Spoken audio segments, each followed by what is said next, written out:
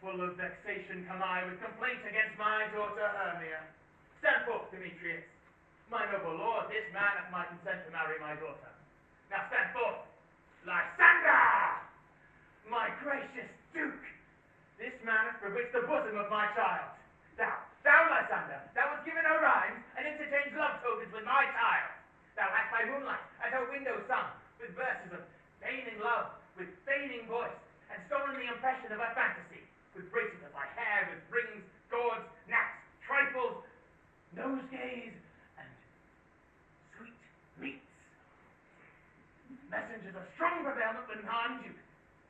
And be it so that she will not hear before your grace consent to marry with Demetrius, then I beg the ancient privilege of Athens. As she is mine, then I may dispose of her, which will either be to her death, or to this gentleman.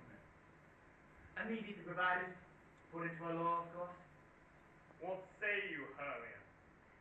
Be advised, fair maid. To you your father should be as a god, one that composed your beauties, yea, and one to whom you are to form in wax. Within his power to leave the figure, or disfigure it. Demetrius is a worthy gentleman. So is Lysander. In himself he is. As wanting your father's voice, the other must be held the worthier. I would, but my father looked with my eyes. Rather your eyes and his judgment must look. I do not entreat your grace to pardon me. I know not by what power I am made bold, nor how it may concern my modesty. In such a presence, here to plead my thoughts, that I beseech your grace that I must know the words that will befall me in this case if I refuse to wed Demetrius. He is died of death, but to abjure forever the society of men. Therefore, fair Hermia, question your desires, know of your youth, examine well your blood, whether, if ye yield not to your father's will, you can endure the livery of a nun. For I in shady cloister mute, and of a barren sister all your life, chanting faint hymns to the cold fruitless moon. Thrice blessed are they that must sow their blood to undergo maiden pilgrimage, but earthly are happy as the rose is stilled, rather than that which, withering on the virgin fawn, grows, lives, and dies in single blessedness. So will I grow, so live, so die, my lord, ere I'll yield my virgin patron up unto his lordship, whose unwished yoke my soul consents not to give sovereignty. Take time to pause, and by the next new moon, the sealing day betwixt my love and me, either to die, or else to marry Demetrius as your father would, or else upon Diana's altar to protest for high austerity and single life. Relent, sweet Hermia, and Lysander, yield thy crazy title to my certain rank. You have her father's love, Demetrius. Let me have Hermia's. Do you marry him? Scornful Lysander! True, he hath my love, and what is mine, my love shall render him. And she is mine, and all over I do estate unto Demetrius. I am my lord as well derived as he. As one possessed, my love is more than his, my fortunes. In every way as fairly ranked, if not in vantage of Demetrius, and witches, more than all these boasts can be. Beloved. So why should I not then prosecute my right? Demetrius, all about it to his head, made love to Neda's daughter Helena. And she, sweet lady, devoutly dotes in idolatry of this spotted and inconsistent man. I must confess I've heard as much. With Demetrius for to have spoke thereof, but being, full of self-affairs, my mind did lose it. But come, Demetrius, Aegeus, come along. I've some private schooling for the two of you. And you, fair Hermia, look you arm yourself to fit your fancies to your father's will, or else the law of Athens, which by no means we may extenuate, yields you up to death, or vows single life. Come, Hippolyta, what cheer, my love. Go, Demetrius Aegeus, I must employ you in some business against our nuptial, and confer with you on something that nearly concerns yourselves. With duty and desire we follow you.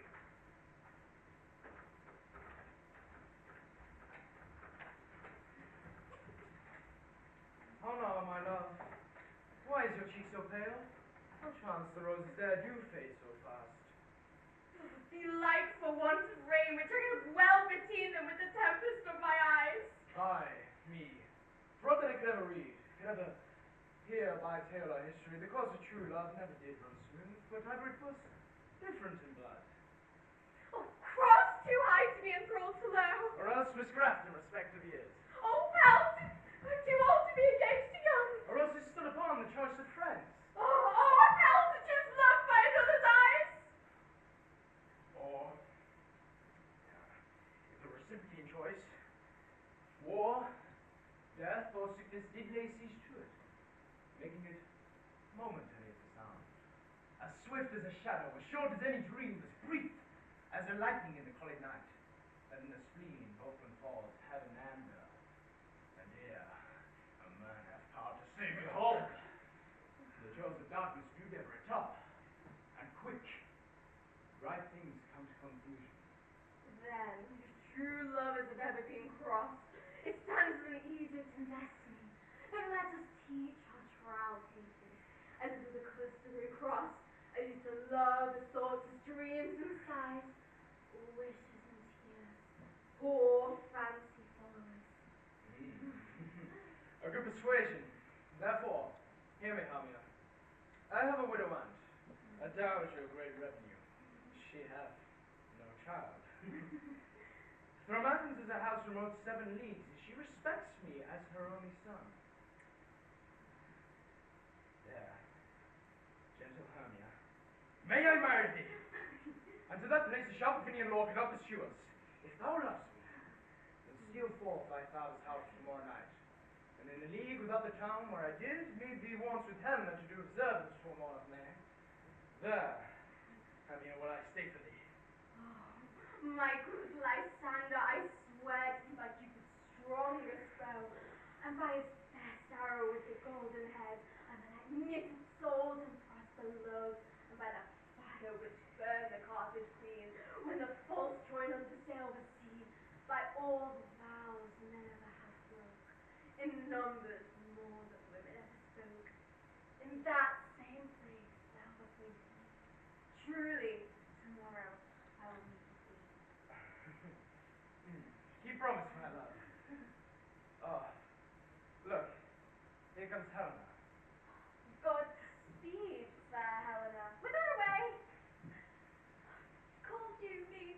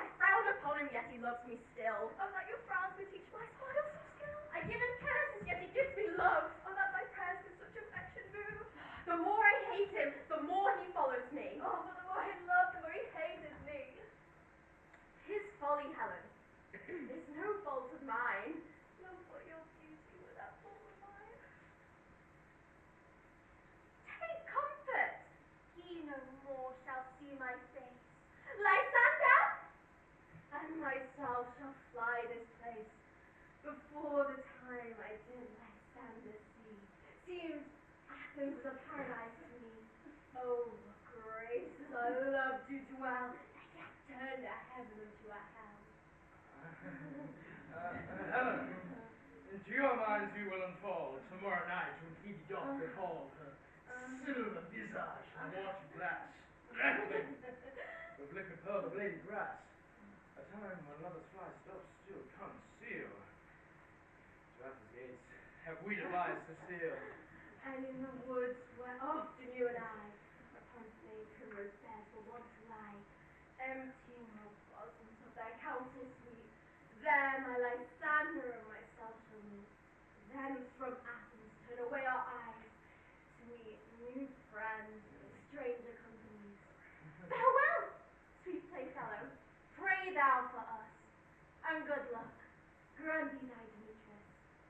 Keep word, Lysander, we must starve our sight from lovers' food to deep morrow midnight. Oh, I will, my Hermia. Helen, it's you, as you and him, Demetrius goes and you.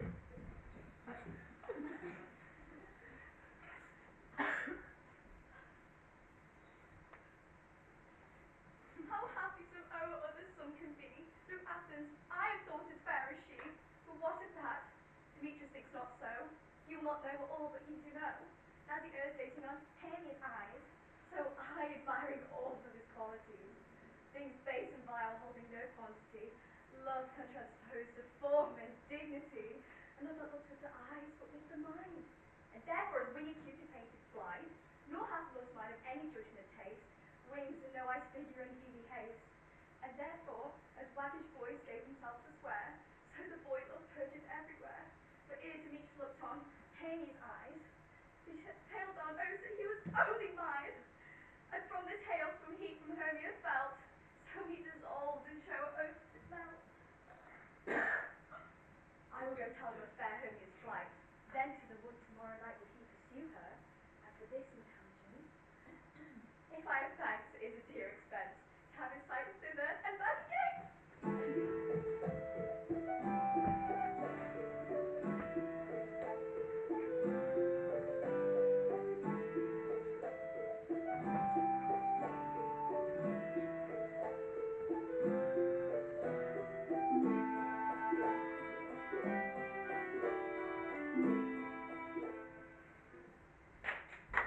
To all our company here, You were best to call them generally, man by man, according to the script. Here is the script, the name of every man thought fit for all Athens to play that interlude before the Duke and Duchess on his wedding day at night. First, good Peter Quince, say what the play treats upon, and then name your actors, and so grow to a point. Marry. Our play is the most lamentable comedy and most cruel death of Pyramus and Disney. A very good piece of work, I assure you, and a merit. Now, call forth your actors by the scroll. Masters, spread yourselves. Get tall.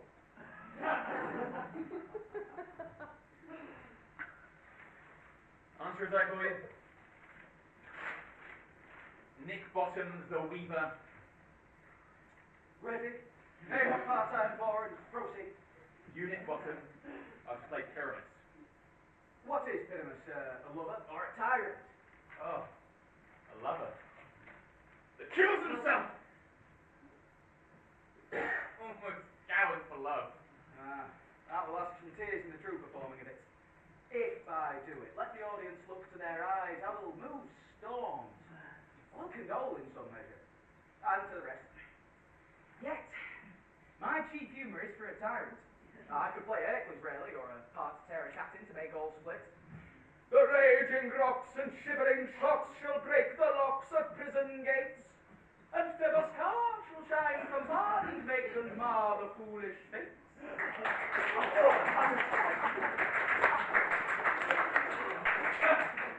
was lofty, but this is Hercules' vein, a tyrant's vein. The lover is more condoling. Right. Francis Flute, the bellows mender. Here, Peter Quince. You must take Thisbe on you. What is this busy a wandering night? Why no, it is the lady that Pyramus must love. Baby! Let me play not to woman. I've got a beard coming on. That's all one. You may speak as small as you wish, and you may wear a mask. And I may hide my face. Let me play Thisbe. I'll speak in a monstrous little voice. Thisbe. Oh, Philistine, mama dear, my Thisbe dear, and lady dear. No!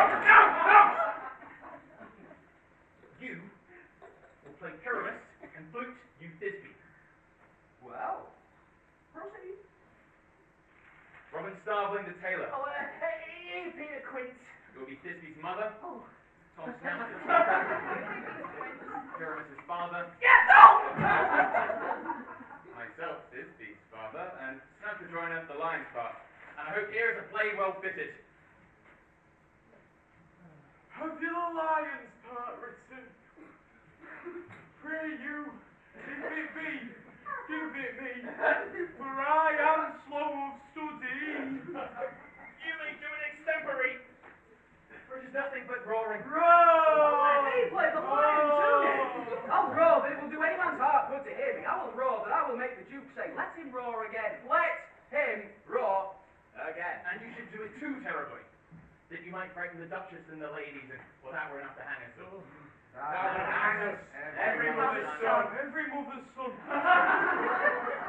I grant you, friends, if you should frighten the ladies out their wits, they would have no more discretion but to hang us.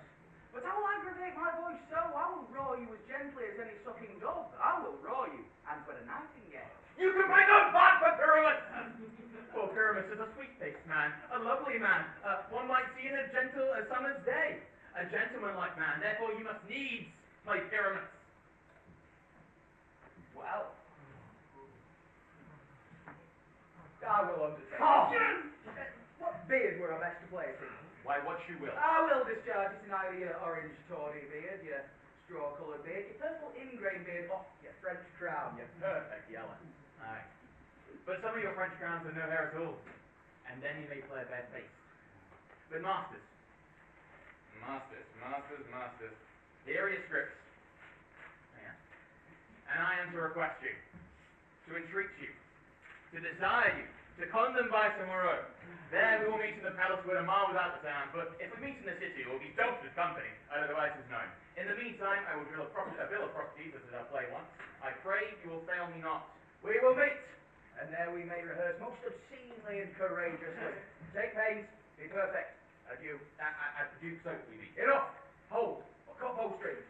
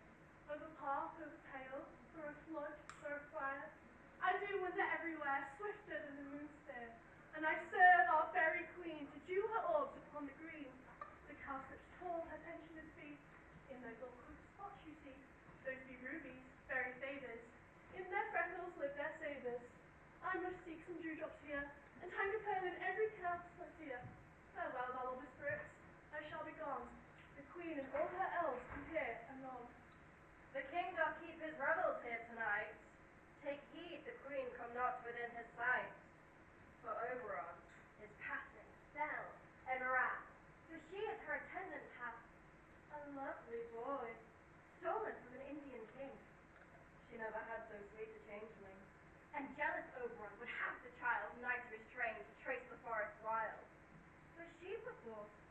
withholds the loved boy, and crowns him with flowers, and makes him all her joy. And now they never meet in grove or green, by fountain clear or star-spangled sheen, but they do swear, for all her elves creep into acorn cups and hide themselves there. Either I mistake your shape in making quite, or else you are that shrewd and knavish fight. Good Robin Goodfellow, are you not he that frights the maidens of the village, and sometimes labours in the quern, and bootless make the breathless housewife churn, and sometimes make the drink bear no balm, mislead my wanderers, laughing at their harm, those hobgoblins that call you and sweet Puck. You do their will, and they will have good luck. Are you not he? Thou speakest aright. I am that very wonder of the night. I jest to Oberon and make him smile, while I, being fed fat and horse beguiled, neighing in likeness of a filly foal. And sometimes lurk I in a gossip's bowl, in the very likeness of a roasted crab. And when she drinks against her lips I bob, and on her withered dewlap pour the ale, the wisest ant telling the saddest tale. Sometimes a 3-foot stool mistakes me, and then I slip from under her bum, and down topples she, and Taylor cries and falls into a cough, and the whole choir grab their hips and wax them in their mirth, and knees and swear, and merrier hours never wasted here. But rude Fairy, here comes Oberon, And here my mistress was that he were gone.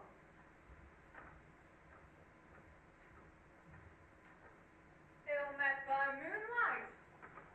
Proud Titania, what jealous Oberon? Fairies, skip hence, I have forsworn his better company. Tarry, rash wanton, am not I thy lord? Then I must be thy lady, but I know that has stolen away from fairyland, and in the shape of corn sat all day, playing on pipes of corn and versing love to amorous Phillida. Why art thou here, come from the furthest deep of India? For that forsooth, your bouncing Amazon, your busking mistress, you are your love, that the easiest must be wedded, and you come to give them a joy and prosperity. How can thou thus for shame, Titania, glance at my credit with Hippolyta, knowing I know thy love to Theseus? Didst thou not lead him through the glimmering night from Zagunia, whom he ravisheth, and make him with fair Aeglid break his faith with Ariadne and Antiopa? These are the forgeries of jealousy, and never, since the midsummer spring, met we on hill, in dale, forest or mead, by pavet fountain or by rushy brook, to dance our ringlets to the whistling wind. But with thy brawls thou hast disturbed our sport.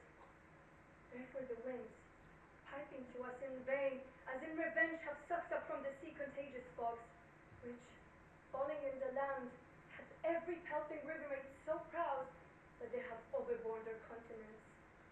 The ox hath therefore stretched his yoke in vain, the ploughman lost his sweat, and the green corn had rotted ere his youth attained a beard.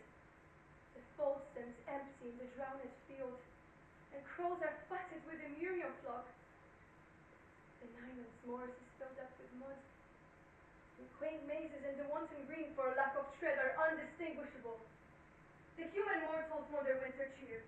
No night is now with him nor carol blessed. Therefore the moon, the governess of floods, pale in her anger, washes all the air.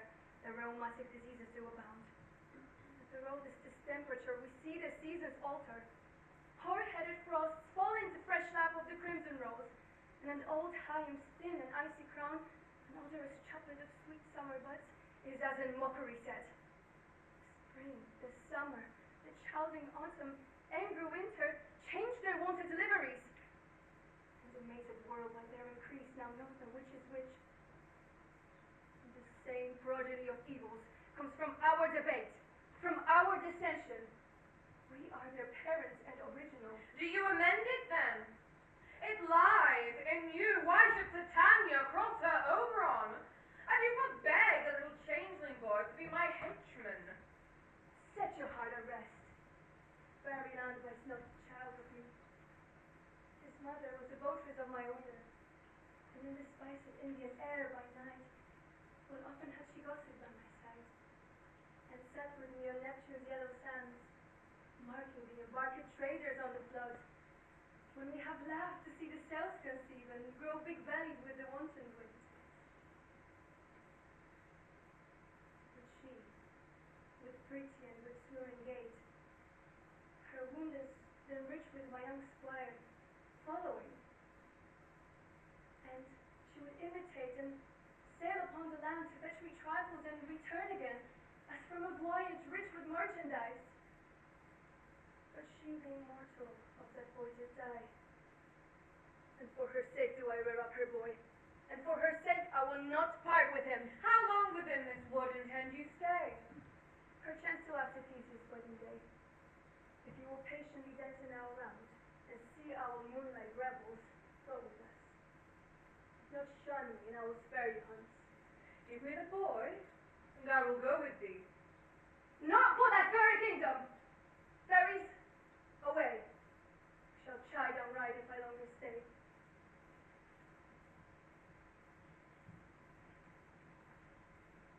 Well, go thy way. Thou shalt not from this wood till I torment thee for this injury. My gentle pup, come hither. Dost thou remember since once I sat upon a promontory, and heard a mermaid on a dolphin's back, uttering such dulcet and harmonious breath, that the rude sea grew civil at her song, and certain stars shot madly from their spheres to hear the sea maid's music? I remember that time I saw, but thou couldst not, flying between the cold moon and the full warm earth, Cupid all arms, and Amy took at a fair vestal, thronged by the west, and loosened his love shaft smartly from its bow as it should pierce 100,000 hearts. But I might see Cupid's fiery shaft quenched in the chesed beams of the watery moon, and the imperial votress spouted on in maiden meditation, fancy-free. Yet I marked where the bolt of Cupid fell. It fell on a little western flower, once milk white, no purple with love's wound, and maidens called it love in idleness. Fetch me this flower, the herb I showed thee once. The juice of it on sleeping eyelids laid will make or man or woman madly doze on the next live creature that he sees. Fetch me this herb, and be thou here again, ere the Leviathan can swim a league.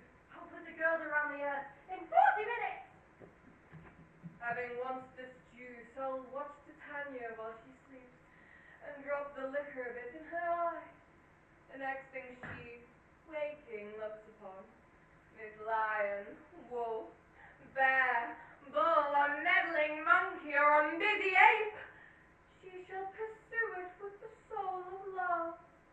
And ere I take this charm off her sight, as I can do it with another herb, I'll make her render up her page to me.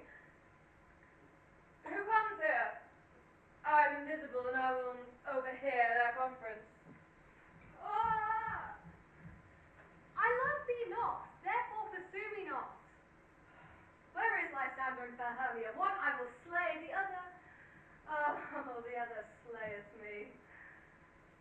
Thou toldst me they were stolen unto this wood, and yet here I am in wood within this wood because I cannot be with my Hermia. Hence, get thee gone, and follow me no more. You draw me, you hard-hearted animate, make you draw not I into my heart is as true as steel. Leave you your power to draw, and I shall have no power but to follow you. Do I entice you? Do I speak you fair? Or rather do I not, in plainest truth, tell you that I do not, and cannot love you? Oh, and even that do I love you the more, and I am your spaniel and Demetrius, more you beat on me, I will fawn on you, use me but as your dog, spurn me, strike me, neglect me, lose me, only give me leave and word as I am to follow you. What worse a place than I beg in your love, and yet as high respect me, than to use it as you use your dog? Tempt not too much the hatred of my spirit, for I am sick when I do look on thee. And I'm sick when I look not on you.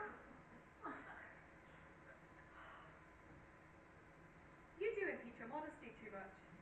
To leave the city and to commit yourself into the hands of one that loves you not, to trust the opportunity of night and the ill counsel of a desert place with the,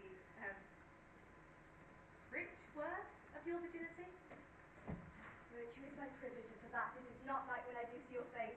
Therefore I think I am not in the night, nor doth this would like any of the world's company for you in my respect to all the world. Then how can it be so when I am alone, when all the world is capable of me? I'll run from thee, and hide me in the brakes and leave thee to the mercy of wild beasts. The wildest half is not such a heart as you. Run when you will, the story shall be changed. Apollo flies and Daphne holds the chase. The dawn pursues the griffin, the mild tide catches the snake, the tiger. Ruthless speed. When coward pursues and valor flies. I'll not stay thy questions, let me go. Or if thou dost follow me, do not believe that I shall do thee mischief in the woods. Wait, that's not, no, I in the temple, in the town, the field, you do me mischief.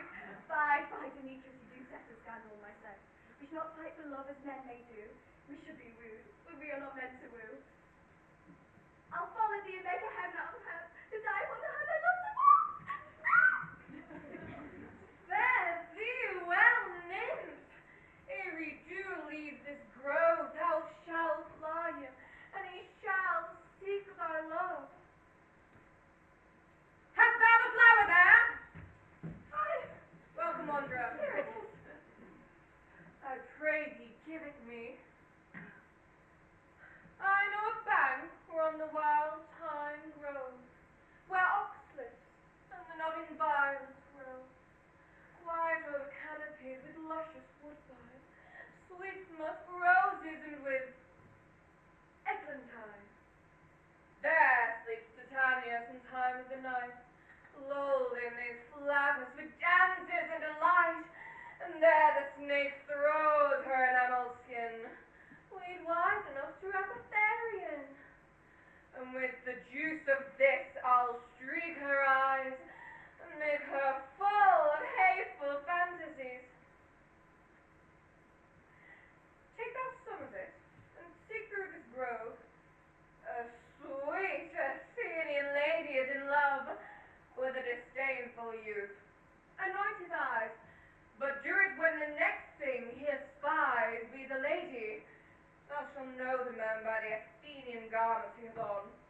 Affect it with some care, that he may prove more fond of her than she upon her love, and meet me here ere the first cock crow.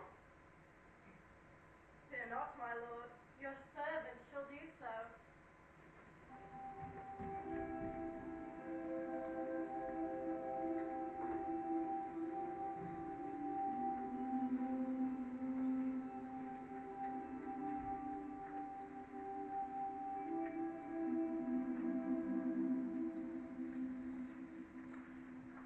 Come now, a roundel and a fairy song.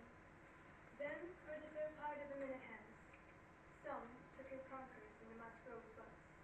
Some wore with rare mice for their leathern wings, to make my small elves coats. And some to keep the clamorous owl that nightly hoots and wanders at our acquaintance spirits. Sing me now asleep, then to your offices, and let me rest. You spotted snake with double tongue, thorny hedgehogs be not seen, newts and blind worms do no wrong.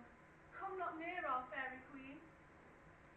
Philomel with melody, singing our sweet lullaby. La la la la lullaby, la la la la lullaby. Never harm, nor spell, nor charm. Come our lovely lady nigh. So good night with lullaby. Weaving spiders be not seen, beetles black come not near.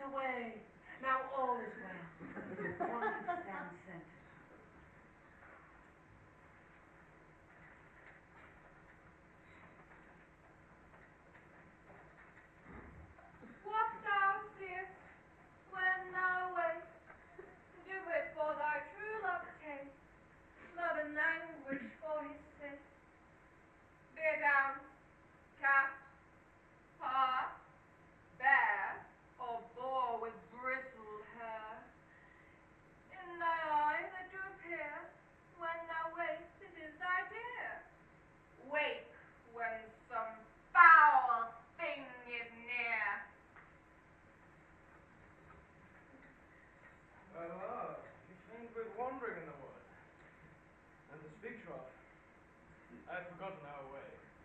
Let's rest us, Hermia, if you think it good, and tarry for the comfort of the day. Be it so, Lysander. Find you out of bed, while I, upon this bank, will rest my head. One turf shall serve as pillow for us both. One heart, one bed, two bosoms and one troth. Nay, good Lysander, for my sake, dear, my further off friends, do not lie so near. Oh, take the sweet sense of my innocence. Love has meaning and love confidence. I mean that my heart unto yours is knit, so that but one heart we can make of it. Two bosoms interchange within an oak, so that but two bosoms and a single troth. And by your side, no better than me than I, or lying, Sir Hermia. I do not lie. Lysander riddles very prettily, now much beshrew my manners and my pride. If Hermia meant to say Lysander lied, but gentle friends, for love and courtesy, lie further off than human modesty. Such separation might as well be said, makes a virtuous bachelor maid. So far be distant, and good night, sweet friend. Thy love never alter, thy sweet life's end. Amen. Amen. To that fair prayer say I, that I should end life when I end loyalty. Look, here's my bed. Sleep, give thee all his rest. With half that wish, the wish's eyes be pressed. Through the forest have I gone, with Athenian found I none, upon whose eyes I might approve this flowers force of stirring love. Night and silence. Who is here? The wit of Athens he doth wear. This is he, my master said, despised the Athenian maid. And here the maiden, sleeping sound, on the dank and dirty ground. Pretty soul, she durst not lie near this black love, this kill courtesy. Show, upon thy eye I will throw all the power this charm doth owe. Sleep thy seat on thy island, now awake when I am gone, for I must now to Oberon.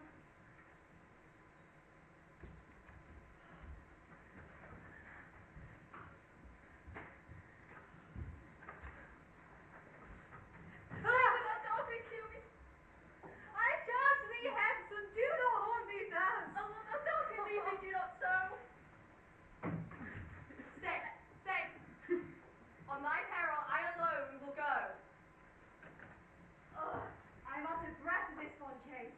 The more my prayer, the lesser is my grace. Happy is Hermia, where she lies. Happy is rested in a captain's eyes. How came her eyes so bright? Not with salt tears. If so, my eyes are often more washed than hers. No, no, I'm as ugly as a bear, for thee so neatly run away with fear.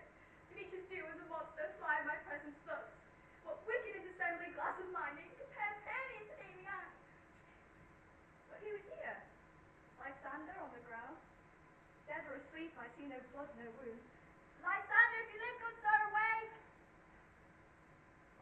Run through fire I will for thy sweet sake. Transparent Helena, nature shows art, that through thy bosom makes me see your heart.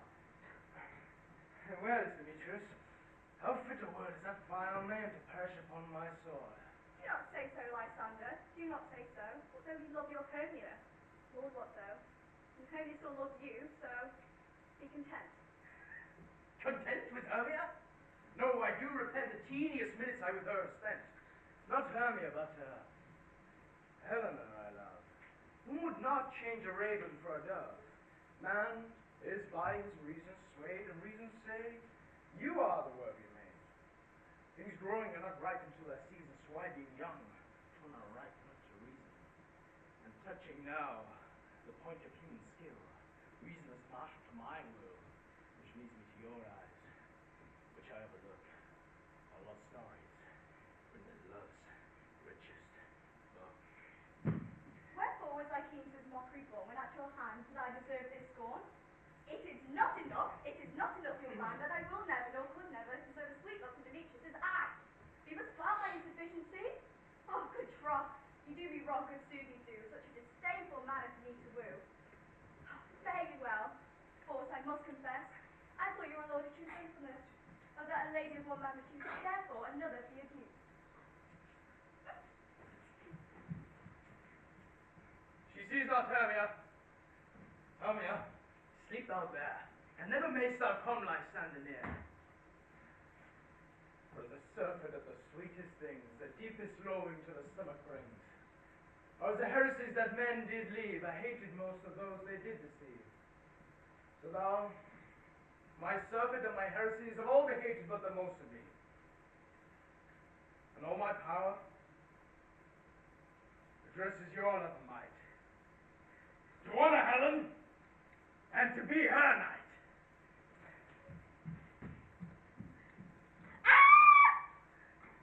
Help me! Lysander! Help me! Did I best to pluck thy crawling serpent from my breast? Ay me, for pity, what a dream was here! Lysander! Look how I quake with fear!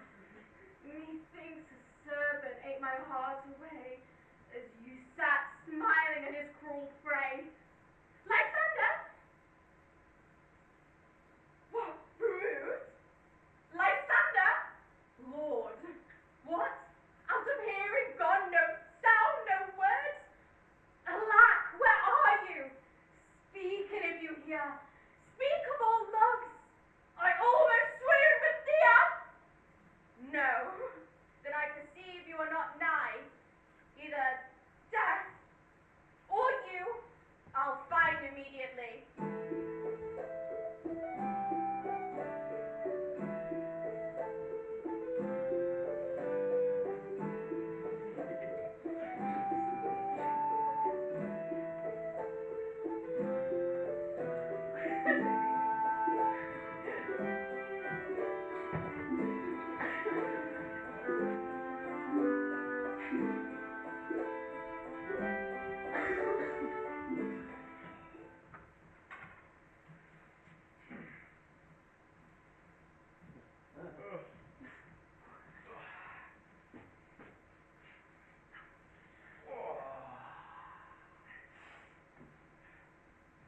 So we all met. Pat. There's a marvelously convenient place for our rehearsal. This green plot shall be our stage, this hawthorn brake our tiring house, and we shall do it in action, as we shall do it before the Duke. Peter Quince. What sayest thou, Bully Bottom? There are things in this comedy of Pyramus and Thisbe that will never please. First, Pyramus must draw a sword to kill himself, which the ladies cannot abide. How answer you that? Spilkin, a perilous I believe we must leave all the killing out when all is done. Not a whit. I have a device to make all well. Write me a prologue, and let the prologue seem to say that we will do no harm with our swords, and that Pyramus is not killed indeed. And, for the more better assurance, tell them that I, Pyramus, am not Pyramus, but Bottom the Weaver. This will put them out of fear. Well, it shall be so. And it shall be written in, 86. No, make it 2 more. Let it be written in 8 and 8. Oh, will the lady be a famous lion? Oh, I'll fear it, I promise you. Masters! You ought to consider with yourselves to bring in God's shield as a lion among ladies is a most dreadful thing. But there is not a more fearful wildfowl than your lion living, and we ought to look to it. Therefore, another prologue must tell he is not a lion. Nay, you must name his name, and half his face must be seen through the lion's neck, and he himself must speak through, saying thus sorts of the same defect. Ladies! No. Fair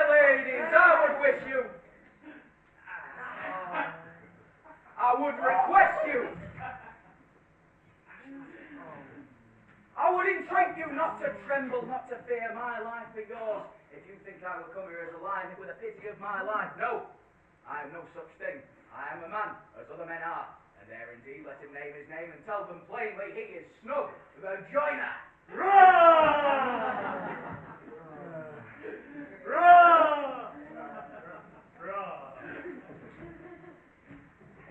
Well, it shall be so. But there's two hard things. One is that we must bring moonlight into the chamber, for, as you know, Pyramus and Thisbe did meet by moonlight. Does the moon shine the night we play our play? A calendar. Look in the almanac. Find out moonshine.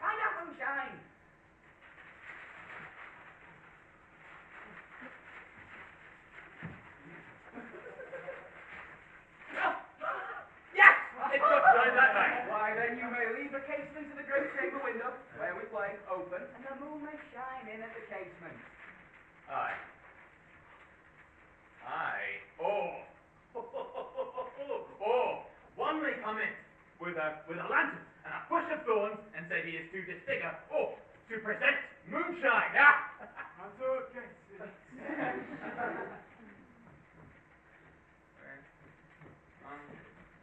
But there's another thing. We must bring a wall into the great chamber, for as you know, so says the story, Pyramus and Thisbe did talk through the chamber wall. You could never bring in a wall. What say you, Watson? Some man or other must present war, and let him have about him some plaster or some rough cast or some loam to signify war. And he may hold his fingers thus, and through that cranny will Pyramus and Thisbe whisper. Yeah. Well, that may be, then all is well. Come, sit. Every mother's son. Every mother's son. Bottom, speak your speech and enter into the break, and so everyone according to his cue.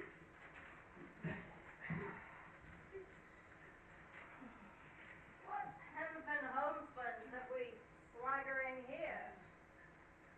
What? A play toward? I'll be an auditor. An actor too, if I see cause. Speak. Thisbe, stand forth. Thisbe, the flowers have odious savours sweet. Odorous. Odorous savours sweet, so hath thy breath, my dearest Thisbe dear. But hark, a voice. Stay thou but here a while, and by I will to thee appear. A stranger Pyramus than I played there. He's really good.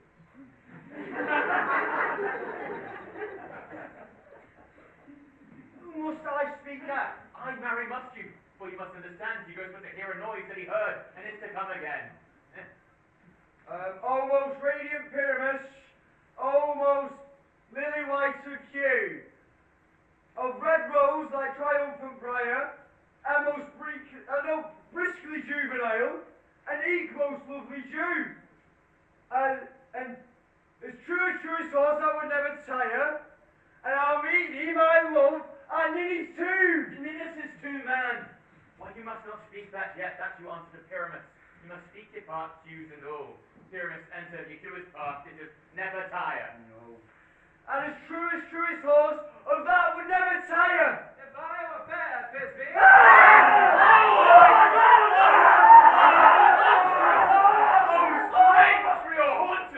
Pray, masters! Fly, masters! Help! I'll follow you. I'll lead you around through bog, through brake, through bush, through briar. Sometime a horse I'll be, sometime a hound, a hog, a headless bear, and neigh and grunt and bark and roar and burn like horse, hound, hog, bear, fire, at every turn. Why do they run away? This is a knavery of them to make me afeard. Oh, Bottom! Thou art changed. What do I see on me? What do you see? You see an ass of your own, do you? Bless thee, Bottom, bless thee, thou art translated.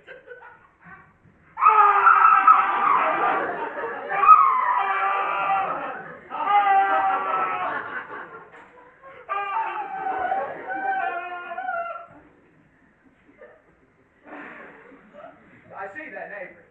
They used to make an ass of me, to frighten me if they could. But I will not stir from this place. I will walk up and down it, They shall hear I'm not afraid. Though whose old cock so black of hue, with orange tawny bill, the frost old wind is not so true, the wren with little quill. What angel wakes me from my flowery bed? The finch, the sparrow, and the lark, the poison cuckoo grey, whose note many a man doth mark, and dares not answer nay. For indeed, who would set his wit to so foolish a bird? Who would give the bird the lie, though he cried cuckoo never so? I pray the gentle mortals sing again. Mine ear is much enamored of thy nose, so is my eye enthralled to thy shape, and thy virtue's force doth move me. Save to swear, I love thee.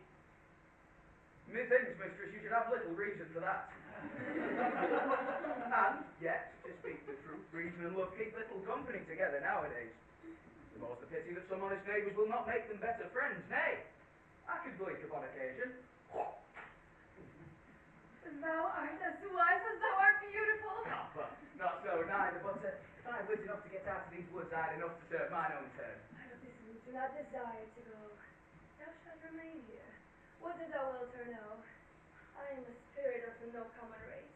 The summer still doth tend upon my state. And I do love thee, therefore go with me. I'll give thee fairies to attend on thee, and they shall fetch thee jewels from the deep, and sing while thou on pressed flowers dost sleep. And I will purge thy mortal grossness so, that thou shalt like fairy spirit go. Peace blossom, cobweb, moth, and mustard seed. Ready? And I. And I. And I. Where shall we go? Be kind and courteous to this gentleman. Hop in his walks and gambol in his eyes. Feed him with apricots and dewberries, with purple grapes, green figs, and new berries. The honeybugs steal from the humblebees, and the night tapers corrupt their waxen eyes, and light them at the fiery glowworm's eyes. To help my love to bend to arise, and pluck the wings from painted butterflies, to fan the moonbeams from his sleeping eyes, not to him else, and do him courtesies. Hail, mortal. Hail. Hail. Hail. I cry your worship's mercy heartily. I beseech your worship's name. Cobweb. I shall desire you of more acquaintance, Goblin. If I cut my finger, I will make bold with you. Your name, I beseech you, sir. Peace blossom. Commend me to your mother, Mistress Squash, and to your master, your father, Master Peascod. I shall desire you of more acquaintance, too. Your name, I beseech you. Mustard seed. Mustard seed, I know your patience well. That same cowardly giant like oxbeat that devoured many a gentleman of your house. I promise you, your kindred hath made mine own eyes water here now. I shall desire you of more acquaintance, too. Come, wait upon him, lead him to my bower. The moon, methinks, looks with a watery eye, and when she weeps every little flower, lamenting some enforced chastity.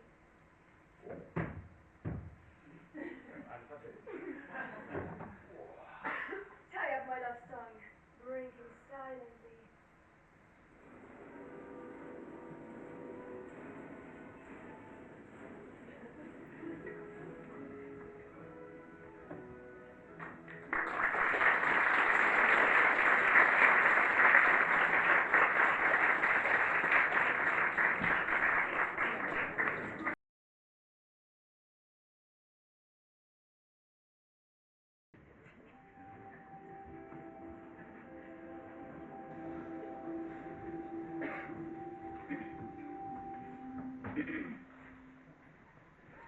I wonder if Titania be awake. Then what it was that next came in her eye, which she must dote on in extremity. Here comes my messenger. How now, that spirit? What night rule about this haunted grove? My mistress, with a monster, is it love? Near to her close and consecrated bower, while she was in her dull and sleeping hour, a crew of patches, rude mechanicals that work for bread upon Athenian stalls, were met together to rehearse a play intended for great Theseus' nuptial day. The shallowest thick-skin of that barren sort, who, Hermia, presented in their sport, forsook his scene and entered in a break, when I did him at disadvantage take, an ass's knoll and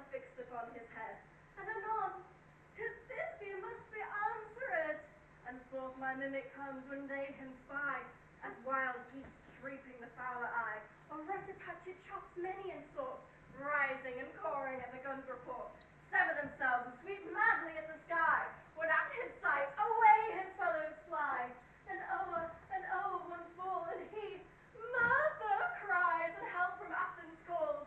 Their senses thus weak, lost, their fears thus strong, make senseless things begin to do them wrong. For briars and thorns at their apparel did snatch, some sleeves, some hats, from yielders all things catch. I led them on in this distracted fear, and left sweet Pyramus translated here, when in that moment, so it came to pass, Titania awake, and straightway loved an ass. This falls out better than I could devise. But as thou yet lackst the Athenians' eyes with the love juice I did bid thee do. I took him sleeping, that is finished too, and the Athenian woman by his side, when she awakes, with force she must be eyed. Stand close, this is the same Athenian. This the woman, but not this the man. Oh, why rebuke you him that loves you so? Lay breaths of bitter on your bitter foe. Now I but chide, but I should use thee words, but thou, I fear, hast given me cause to curse. If thou hast slain Lysander in his sleep, be it o'er, choose his blood, plunge in the deep, and kill me too. The sun was never so true to the day as he was to me. Would he have stolen away from sleeping Hermia? I'll believe it as soon as the whole earth may be bored, and the moon so through the center creep, and so displease our brother's noontide, the antipodes. No, it cannot be. But thou hast murdered him, to a better look, so dead, so grim. And so should the murdered look, And so should I, pierced through the heart with your stern cruelty. And yet you, the murderer, look as bright and as clear as yonder Venus in her glimmering sphere. What is to my Lysander? There is he. Demetrius, wilt thou give him me? I'd rather give his carcass to my hound. I'll talk! I'll call no perfect path about the maidens' vengeance, and I'll slay the men! Henceforth he will never be numbered amongst men. Tell true. Tell true. Even for my sake, have thou looked upon him being awake, have thou killed him sleeping then? Oh, great touch could have worse! An adder do so much! An adder did it! Don't let tongue that died, thou serpent! Never adder stung! you spend your passion on mispriced mood. I am not guilty of Lysander's blood, nor is he dead for aught I can tell. I pray thee, tell me that he is well. And, if I could, what would I get, Sneffel? The privilege to see me no more, and from thy hated presence part I so. See me no more, whether he be dead or no. There is no following her in this fierce vein. Hence here for a while I will remain. If sorrow's heaviness doth heavier grow, that debt that bankrupt sleep doth sorrow owe, which in some slight measure it will pay if for his tender here I'll make some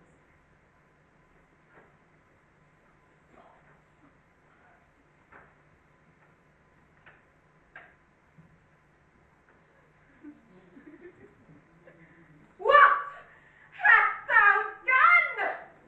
Thou hast mistaken quite, and laid the love juice on some true lover's sight.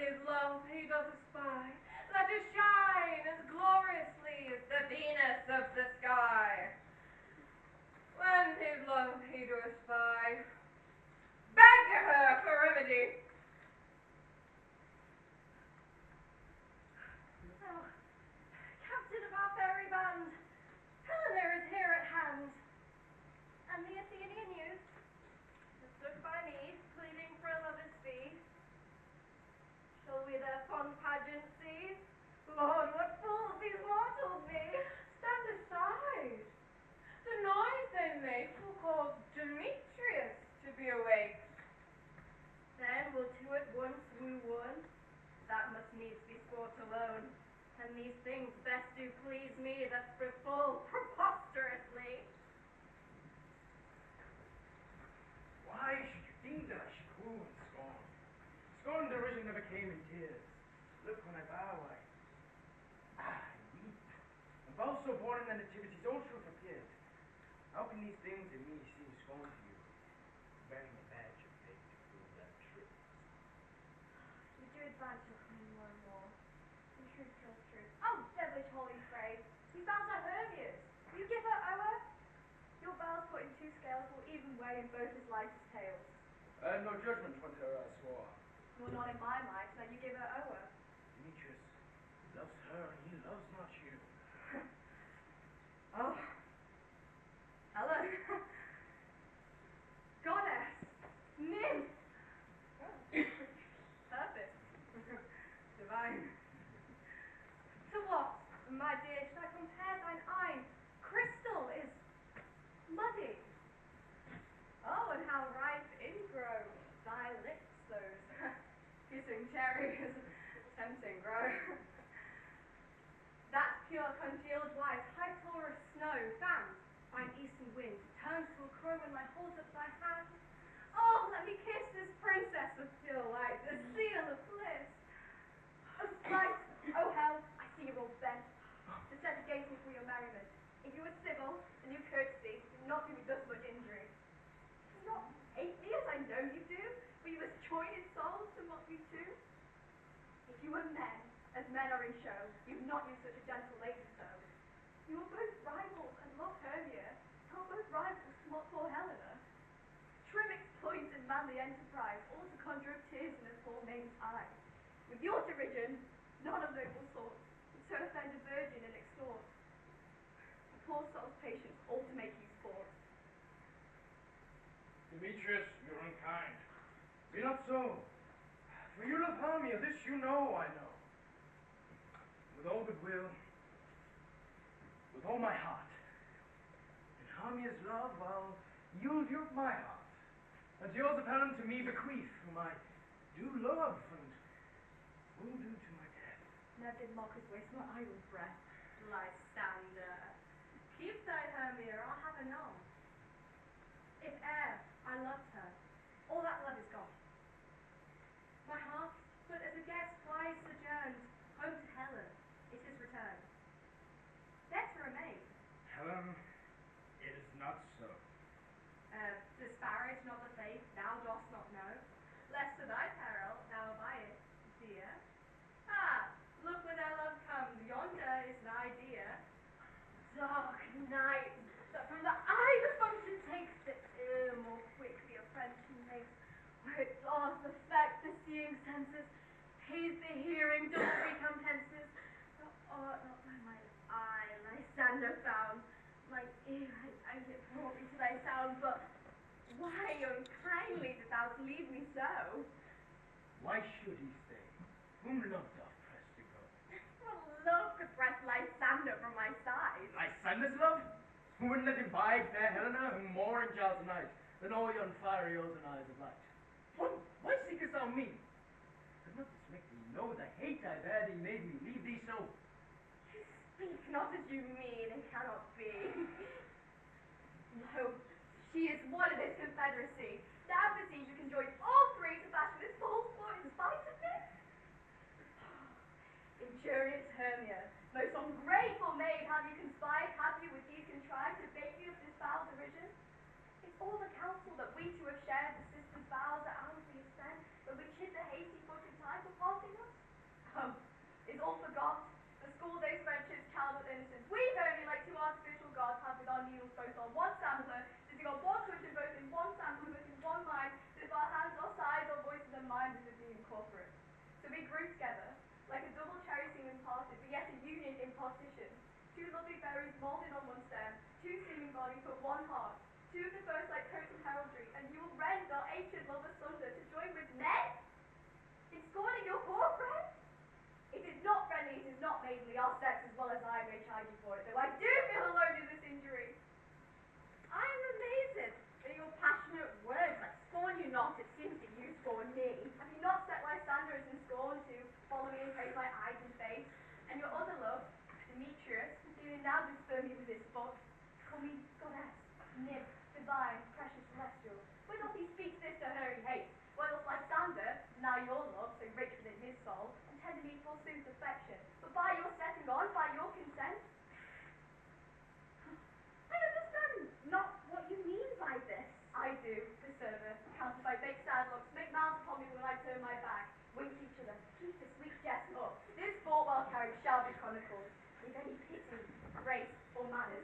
not make me such an argument, but fare you well, it's partly my own fault, which absence or death shall soon remedy.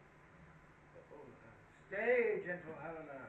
Hear my excuse, my love, my life, my soul for Helena. Oh, excellent. Sweet, do not scorn her so. If she cannot entreat, I can compel. Thou canst compel no more than she entreats. Thou frets of no more strength than her weak prayers. Helen, I love thee. I'm alive, I do. I swear by that which I would lose for thee. To prove him false that says, I love thee not. I say I love you more than he can do. If thou say so, withdraw and prove it too. Quick, come. Let's stand up! You want this? Away, you ephod! No, no, good sir, you will seem to break loose, take on as you would follow, and yet come not. You are a tame man. Go. Hang off, thou cat! Thou bird, vile thing, let loose! Or I will shake thee from me like a serpent. Why have you grown so rude, sweet love? What change is this? That love? Out, fornicator, out, loathed medicine, oh hated potion, hence. Do you not jest? Oh, Susan, so do you. Beatrice, oh keep my word with thee. I would I had your bond, for I perceive a weak bond holds you. I'll not trust your word. What? Should I hurt her? Strike her? Kill her dead? I may hate her, but I will not harm her so. Can you do me no greater harm than hate? Hate me wherefore? Am I not Hermia? Are you not Lysander? I was fair now as I was ever while by night you loved me, but by night you left me. In earnest to the gods can I say? I never did desire to see thee more. Therefore, yet of hope, of question doubt, be certain. Nothing truer, 'tis no jest, that I do hate thee and love Helena. Oh, me, you juggler! You gaggle bottom, you thief of blood! When he told my life, soul, my love heart from him! Off on thy face! Have you no modesty, no touch of bashfulness, no reign of shame? You tear attention out from my tongue, fire, you counterfeit, you puppet, you puppet! And so, I, by the way the game goes, I see that you've been back to your status, and I pursued, she's prevailed with him, and I put up high, and you receive because I'm so dwarfish, and so low. How low am I? The painted rainbow speak. How low am I? I am not yet so low, my nails could reach up to mine eyes. I pray you, though you mock me, gentlemen, let her not hurt me. I was never cursed. I've no gift of torn shrewdness, and the right maid for my cowardice. Let her not hurt me. Perhaps I think she's something lower than myself, that I can match her. Lower! Hark again! Oh, good Hermia, do not be so bitter with me. Evermore did love you, Hermia. I kept your counsel. I never wronged you. Save that love unto Demetrius. I told him of your star. I told him. But even he hath chid me then. Dated spurn me, strike me, kill me too. Let me go quiet. Back to Athens where I bear my body back and bore you no further. Get you gone! Who is it that hinders you? A foolish heart that I leave here behind. What? With Lysander? With Demetrius? Be not afraid, she shall not harm thee, Helena. No, no, good sir, she will not, though. Take her laugh. Oh, when she is angry, she is keen and shrewd. She was a dictator when she went to school, and perhaps I think she's something lower than myself, that I can match her. Little?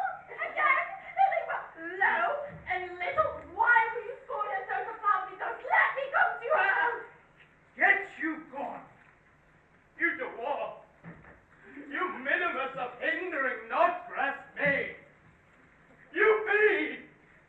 You acorn! You are too officious, and her partner scorns your services. Let her alone, and speak not of Helena. Take not her part. Lest to thy peril, thou shalt abide it, dear.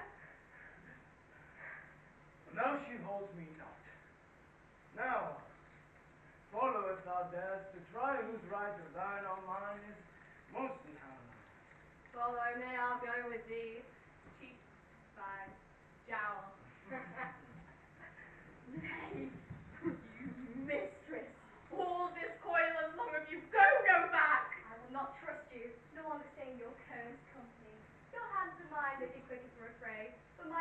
longer, though, to run away. I'm amazed, and know not what to say.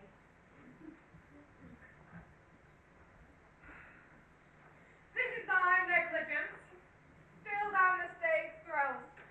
Commit thy knaveries willfully. Believe me, King of Shadows, I mistook. But did you not tell me I should know the man by the Athenian garments he wears? Therefore, so blameless proves my enterprise. I have anointed an Athenian's eyes. And so far I'm glad it did so sort, for in their jangling I esteem a sport.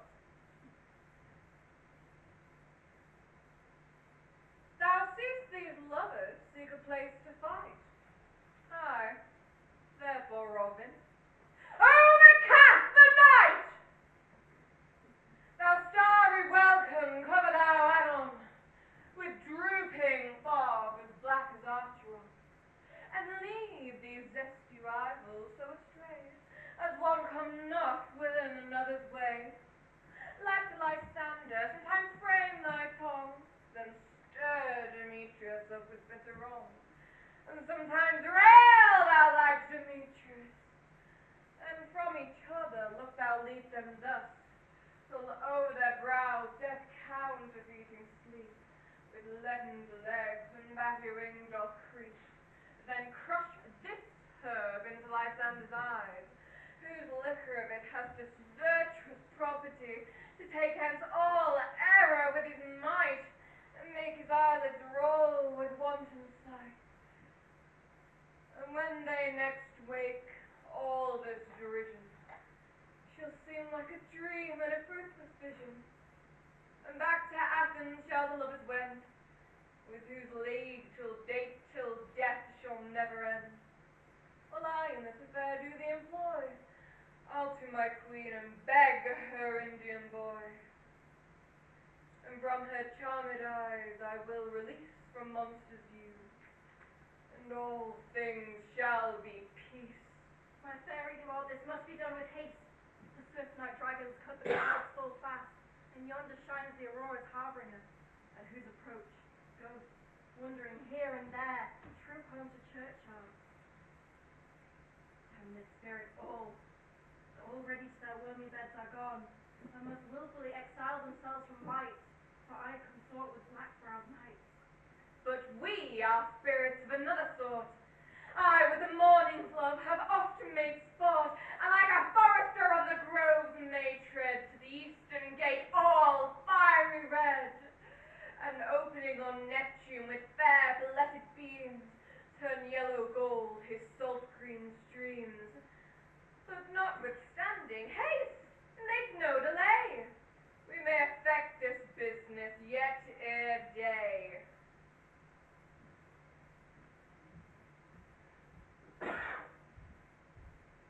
Up and down. Up and down. I will lead them up and down. I am feared in field and town. Goblin, lead them up and down. Here comes one.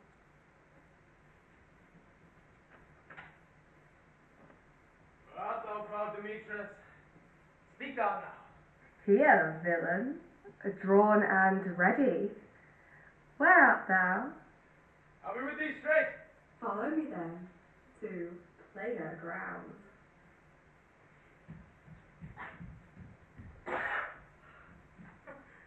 Lysander, speak! Thou run away, thou coward! Speak again. In some bush. Well, where dost thou hide thy head? Thou coward, art thou bragging to the stars, telling the bushes that thou look'st for wars, and wilt not come? Come, recreant, come, thou child. I'll whip thee with a rod. Is it a fowl that draws the sword of thee? Yea. Art thou there? Follow my voice. We'll try no manhood here.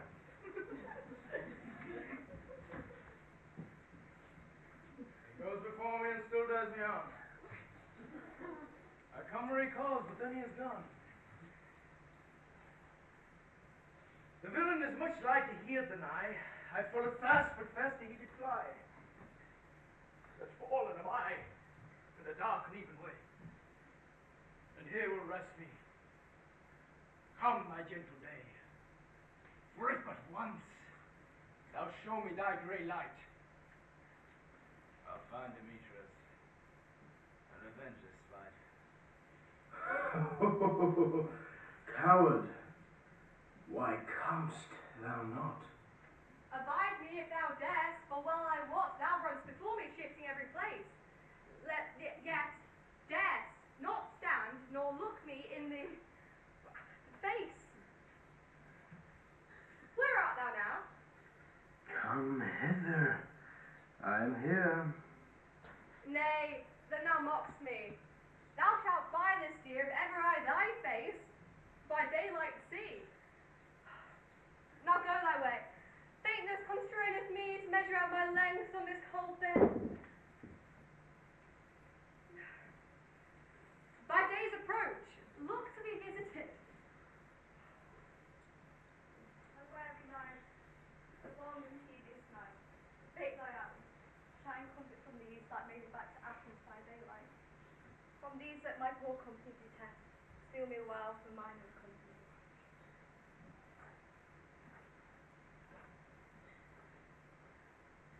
Yet but three, come one more, two of both kinds makes up four.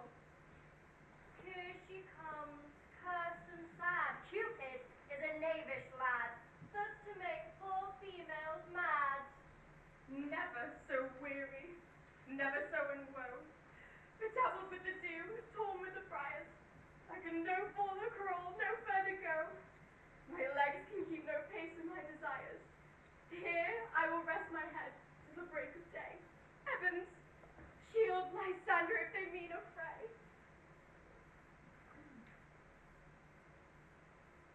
On the ground, sleep sound. I'll apply to thy eye, gentle lover, remedy. When thou wakest, thou takes true delight in the sight of thy former lady's eye, and the country proverb known, that every man shall take his own. In your waking it shall be shown. Jack shall have Jill, naught shall go ill. The man shall have his mare again, and all will be well.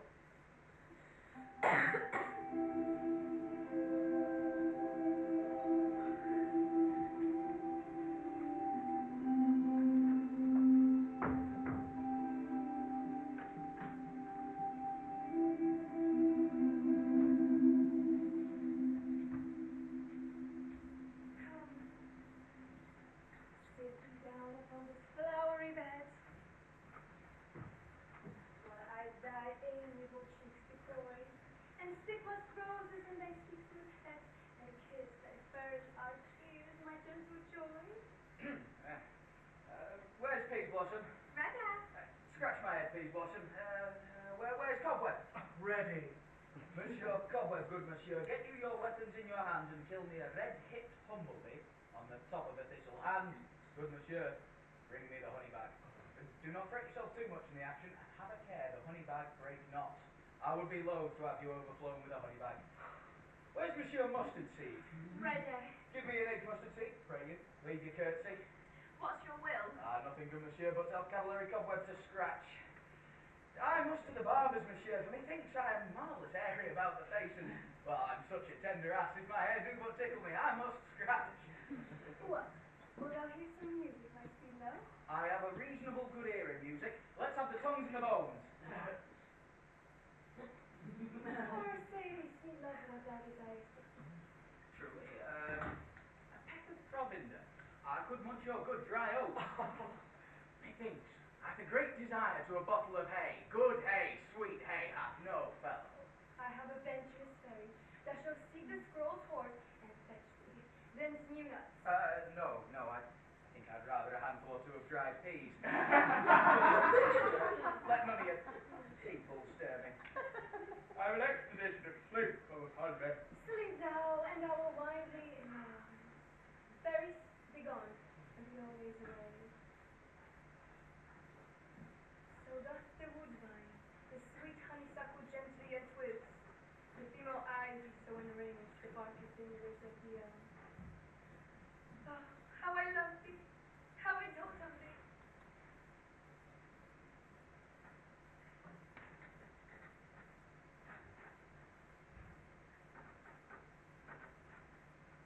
Welcome, good Robin.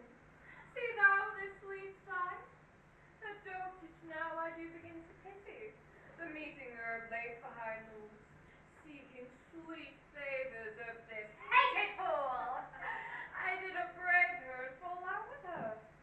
She has hairy temples, but then rounded with a cornet of fresh and fragrant flowers, and that same dew which sometimes on the bud had wont to swell like round ornate pearls, now stood within the pretty flower's eyes, like tears that at their own disgrace did bewail.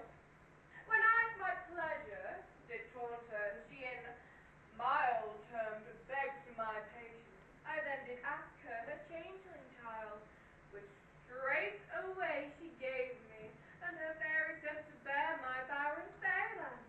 And now I have the boy, I will take this hateful imperfection off her sight, and, gentle Hook, take the transformed scalp off the head of this Athenian swain, that he, waking when the others do, may all back to Athens repair, and think no more of this night's accident, but as the fierce vexations of a dream. But first, I will wait, the fairy queen. Be as thou wont waste to be, see as thou wont waste to see. Dane's bud and Cupid's flower has such force and blessed power. Now, my Titania, wait you, my sweet queen.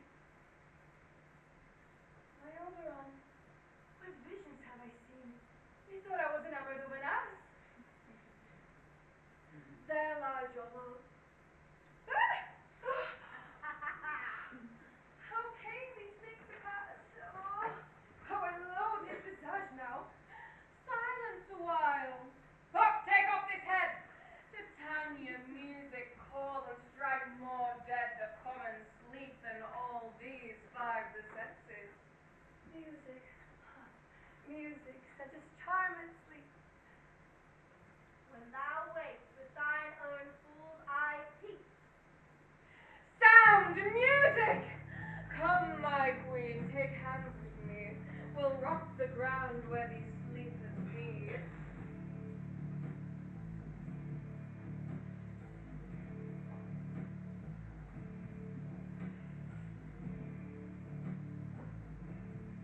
Now thou and I anew in amity, and will tomorrow night solemnly dance in due Theseus' house triumphantly, and bless it all to fair prosperity. There shall the pair of faithful lovers be, wedded with Theseus, all in jollity.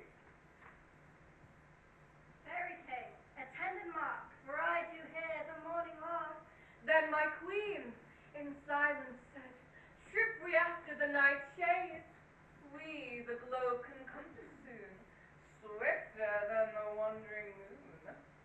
Come, my lord, and in our flight, tell me how it came this night, that I sleeping here was found, with these morsels on the ground.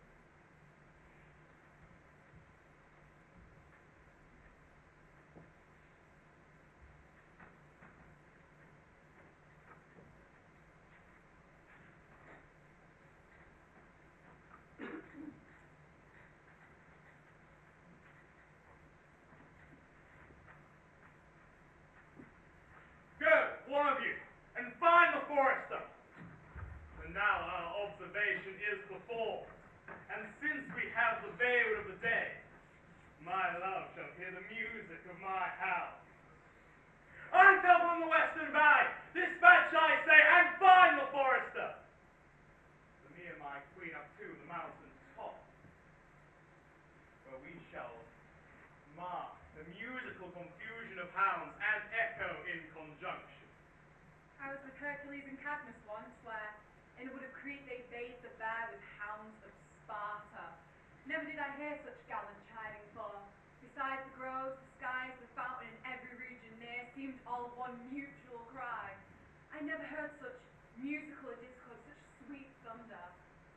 My hounds are bred of the Spartan kind, so flued and so sanded, and their heads are hung so their ears wipe away the morning dew. Crook-kneed and dew-lamp like Thessalian bulls. Slow in pursuit. But their mouths are like bells, each under each, a cry more tunable was never hollow to, nor cheered with horn, in Crete, in Sparta, nor in Thessaly.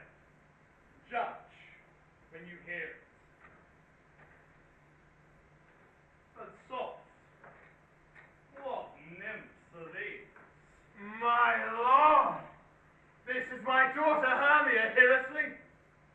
And this, Lysander! And this Demetrius is. And this is old Nadar's daughter Helena. I wonder of their being here together. They must have arose early to observe the rites of May. And then, hearing of our intent, came here in grace of our solemnity. But speak, Aegeus, is this not the day that Hermia should make her choice? It is, my lord. Good. Then bid the huntsmen wake them with their horns. Good morrow, friends. St. Valentine is past. Begin these woodbirds but a couple now? Pardon, my lord. Pray stand up. I know you two are rival enemies. How comes this gentle concord of the world, that hate is so far from jealousy, and to sleep by hate, but fear no enmity? My lord, I shall reply amazingly. Half sleep, half waking, but as yet I cannot truly say how I came here. But I think, and though it do bethink me so it is, I came here with Hermia hither. Our intent was to be gone from Athens, where without the terror of the Athenian law. Enough! Enough, my lord, you have heard enough! I beg the law upon his head! They would have stolen away, they would, Demetrius, thereby defeated both you and me. You of your wife, and me of my consent that she should be your wife! My lord.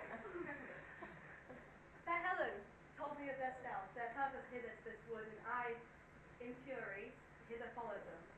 Helen, in fancy, following me.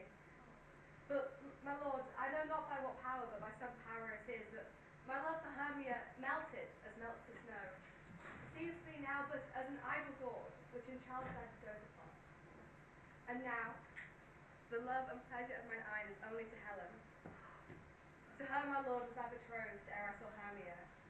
Thus, as in sickness, as I loathe this food, so as in health I come to my natural taste.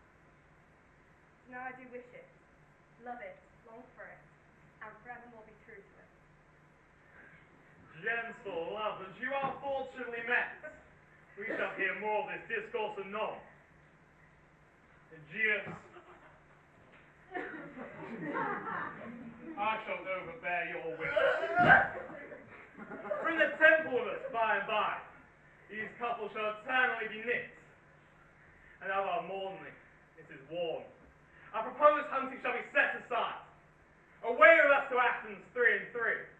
We'll hold a feast in great solemnity. Come, Hippolyta.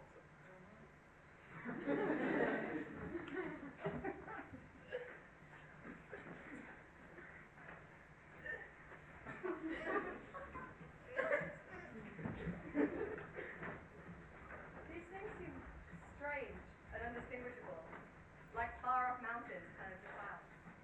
Methinks I see things with parted eye when everything seems double. Methinks I found Demetrius like a jewel, my nose and not my nose. But do you think now we are awake? It seems yet we sleep. We dream. Was the Duke not here, and bid us follow him? Yeah, and my father, and Hippolyta. And he did bid us forward to the temple. Why then we are away. Let us follow him. And by the way, let us recount our dream.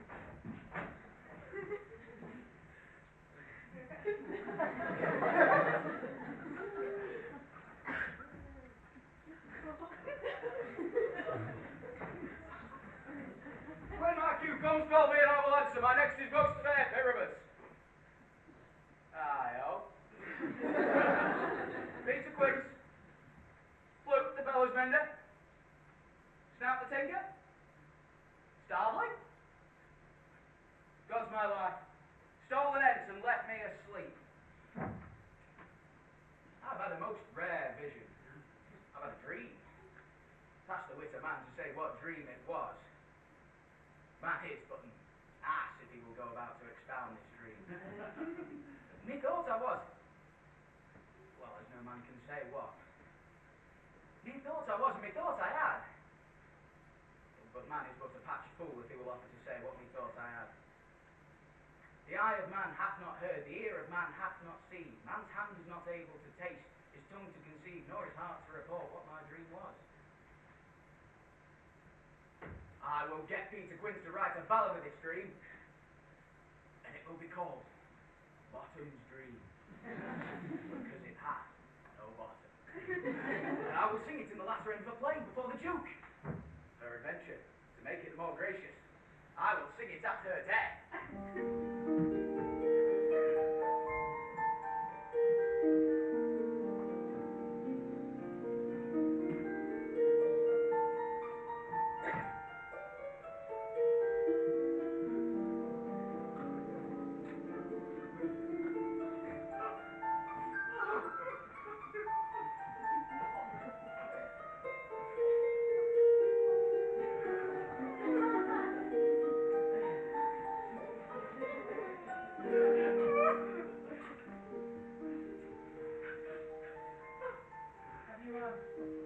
Have you sent for Bottom's house yet? Has he come home?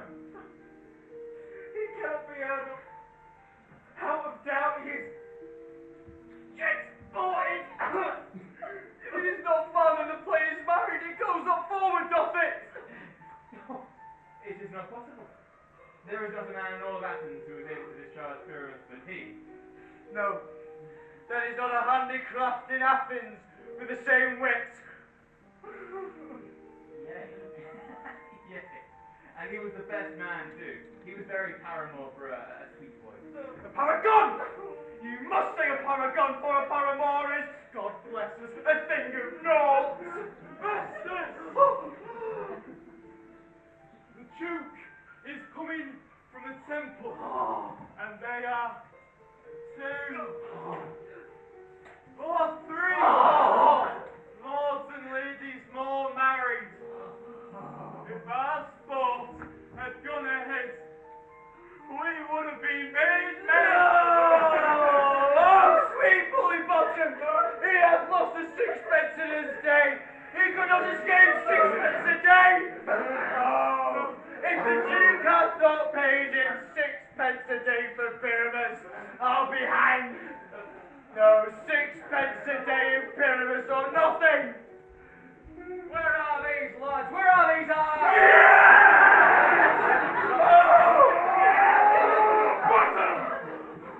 Most greatest day! Masters, I am to discourse thunders, but ask me not what, for if I tell you I am no true Athenian. I'll tell you Whence it fell out. Oh, let us hear, sweet Bottom. Not a word of me. All I will tell you is this. The Duke hath died. Get your apparel together, new strings to your beards, good ribbons to your pumps, every man look over his part, meet at the palace presently. For the long and the short is, our play is preferred. Yes! In any case, let Thisbe have clean linen, and let not him that plays the lion pare his nails, so they shall hang out of the lion's claws. And, most dear actors, eat no onions nor garlic, for we are to utter sweet breath. And I do not doubt but to hear them say it is a sweet comedy. Enough words. Away! Go away!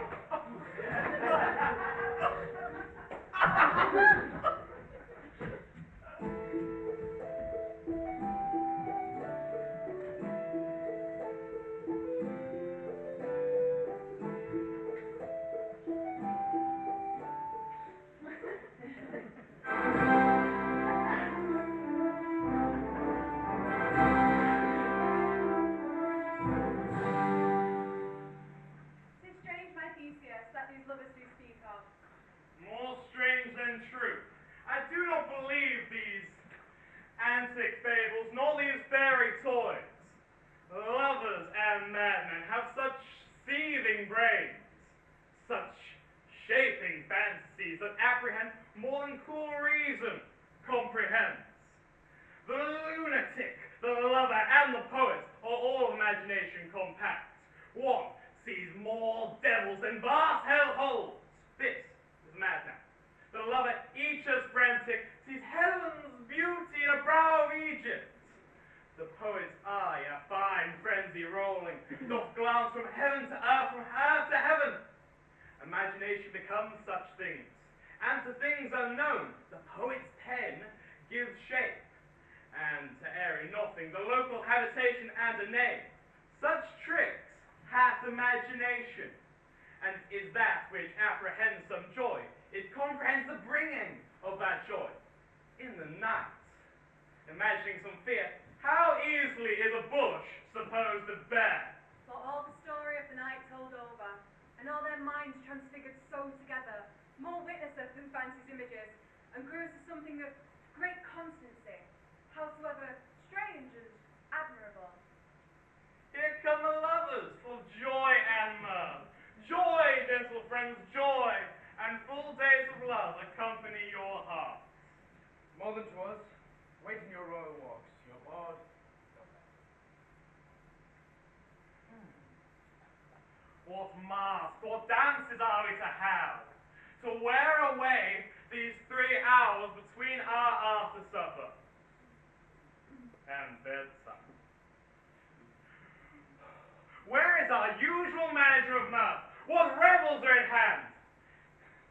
Is there no play to ease the anguish of a torturing hour? Call fellow strings! Here's my Titania. What abridgments are there for this evening? What masks, what music? How shall we beguile this lazy time, if not for some delight? To brief on how many sports are made right, my lord, make choice from which your highness will see first.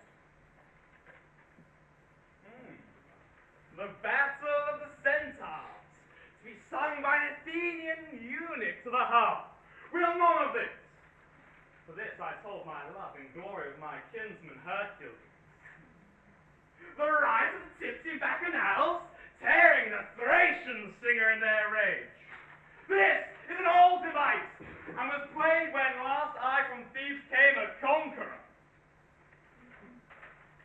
The thrice-free muses, mourning for the death of learning, late deceased in beggary. This is a satire, keen and critical, not sourcing for a nuptial ceremony. The tedious brief scene of young Pyramus and his love Thisbe, very tragical mirth. Merry and tragical, tedious and brief. This is hot ice and wonderful strange snow. How comes this concord, this discourse? Well, a play there is, my lord, some 10 words long, which is as brief as I have known a play, but by 10 words, my lord, it is too long. For in all the play there is not one word out, not one play fitted. And tragical it is, my lord, for Pyramus there doth kill himself, which when I saw rehearsed, I must confess, made mine eyes water. Though, I must confess, more merry tears, the passion of loud laughter never shed. What are they then played? Hard-handed men that work in Athens here, who have never wavered in their minds until now, and toyed on their unbreathed memories with this very same play against your nuptial. And we shall hear it. No, no, my lord, I have heard it over, and it is not for you. It is nothing, nothing in the world, unless you can find sport in their intense, extremely stretched with cruel and common pain to do you service. I shall hear that play! For never anything can be amiss when simpleness and duty tender it. Go, bring them in, and take your places, ladies. I love not to see wretchedness overcharged and duty in his service perishing. Why, sweet, you shall see no such thing. He says, he can do nothing in this kind. The kind of we do that give thanks for nothing. Our sport shall be to take what they mistake, and what poor duty cannot do, noble respect takes in might, not merit. When I have come, great clerks have proposed to meet me with premeditated welcomes. When I have seen them shiver and look pale, make periods in the midst of sentences, throttle their practiced accents in their fear, and in conclusion have dumbly broken off, not paying me a welcome. Trust me, sweet, in this silence yet I have picked a welcome, for in the modesty of fearful duty I hear more of saucy audacious eloquence. Love thereof in tongue-tied simplicity speaks most to my capacity. So please, my lord, the prologue is addressed.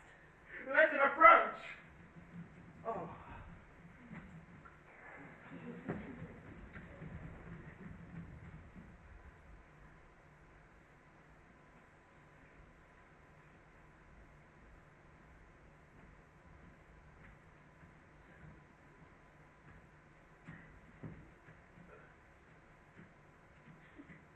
If we offend, it is with our good will. That you should think we come here but to offend, it is with good will, to show our simple skill. That is the true beginning of our end. Consider then we come not in despite. We do not come as minded to content you. You come not here as, or whatever. The actors are at hand, and by their show, you shall know all that you are like to know. This fellow does not stand upon points. He have read his prologue like a rough coat. He knows not to stop.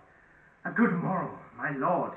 It is not enough to speak, but to speak true. Indeed, he hath played on his prologue like a child in a recorder. A sound, but not in government. His speech was like a tangled chain, of the impaired, all disordered. Who is next?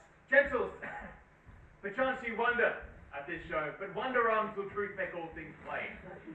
This man is Pyramus, as you would know. This beauteous lady, Thisbe is certain.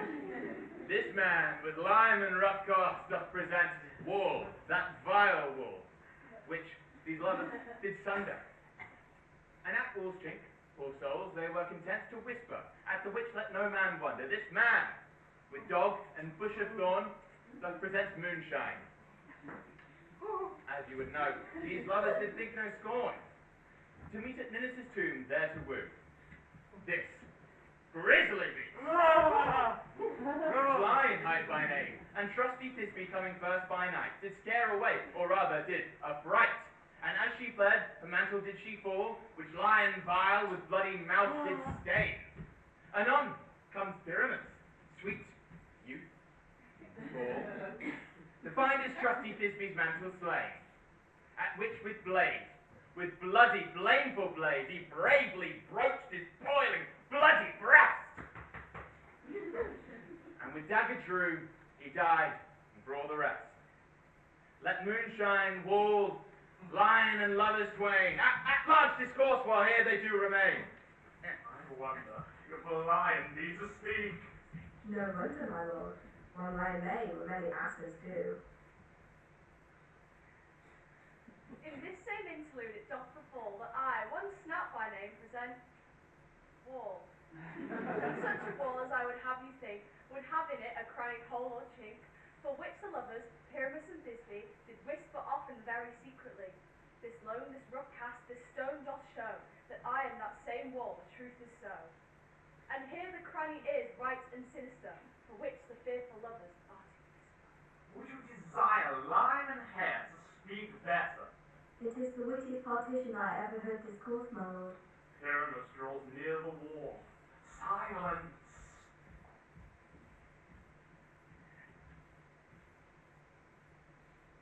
Oh, grim looks night, oh night with you so black. Oh night which ever art when day is not. Oh night, alack, alack, alack. I bear my Thisbe's promises for naught, and thou, O wall, O sweet and lovely wall, that stands between her father's ground and mine, thou wall, O sweet and lovely wall, show me thy chink to blink through with mine eye. Thanks, courteous wall. Jove shield thee well for this. But what see I? No Thisbe do I see, O wicked wall, through whom I see no bliss. Cursed be thy stones for thus deceiving me. The wall, methinks, being sensible, should curse again. No, in truth, sir, he should not. Deceiving me is Thisbe's cue. She is to enter now, and I'm to spy her through the wall. You shall see, it will fall pat, as I told you. Yonder she comes. Hast thou heard my moan? Parting my fair Pyramus and me, often my cherry lips have kissed thy stones with lime and hand knitted up in thee. I hear a voice. Now will I to the wall to see and I can spy my Thisbe's face.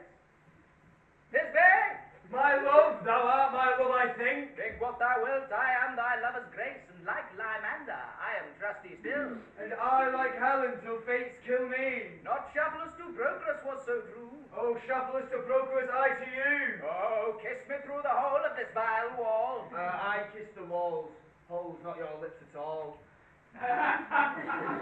Wilt thou at Ninny's tomb meet me straightway? Tide life, tide death, I come without delay.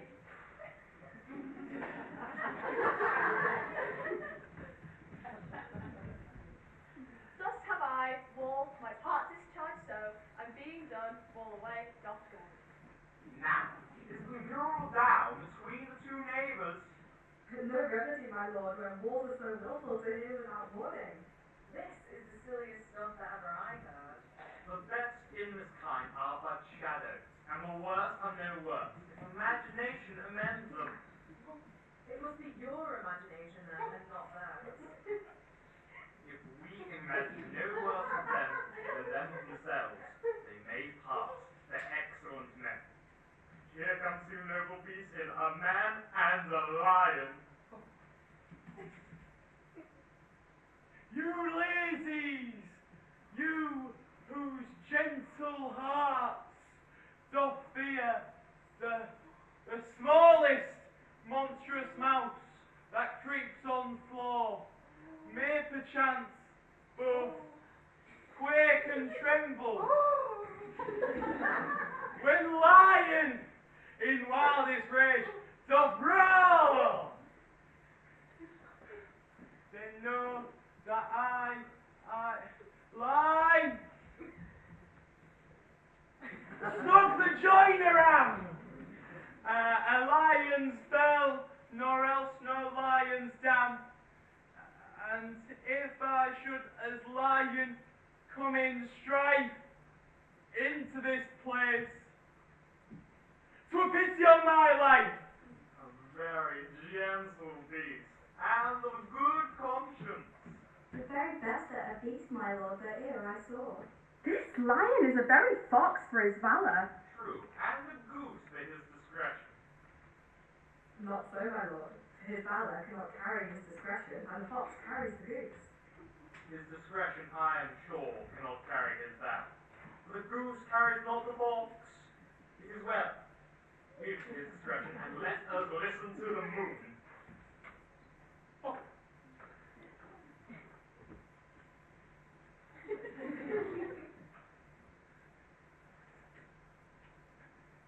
This lantern doth the horrid moon present. He should have worn the horns on his head. He is no crescent, and his horns are invisible within the circumference. This lantern doth the horrid moon present. I, myself the man, in if the moon do seem to be. This is the greatest error of all the rest. The man should look into the lantern. How does the man? He dare not come there for the candle. For you see, it is already in smoke. I am weary of this moon. It is, by his small light of discretion, that he is in the way. But yet, in courtesy, in all reason, we must stay the time. Proceed, moon. All I have to say is that this lantern is the moon. I am the man in the moon. This fungus is my fungus, and this dog is my dog. Poor diesel in the moon. For silence, here comes Thisbe.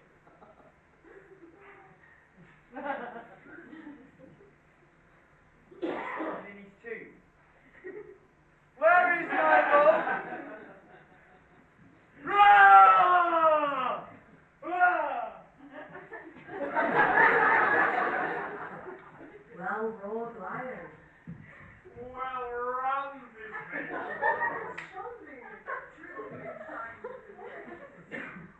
Well moused lion. And then came Pyramus. And so the lion vanished.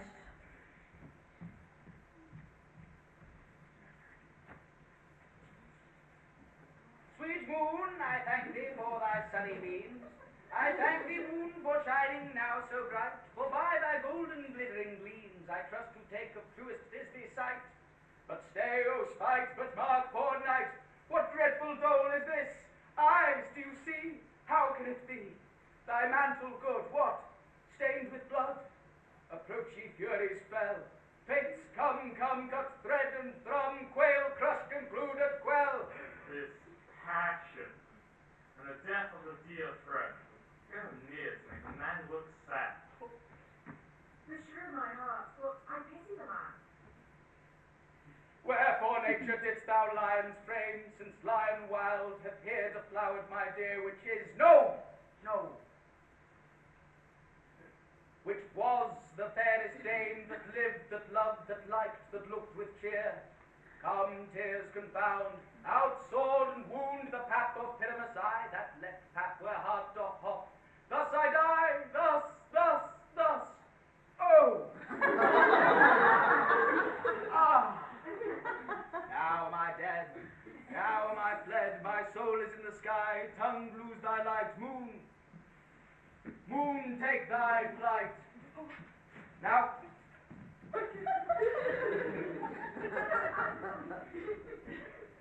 now die! No,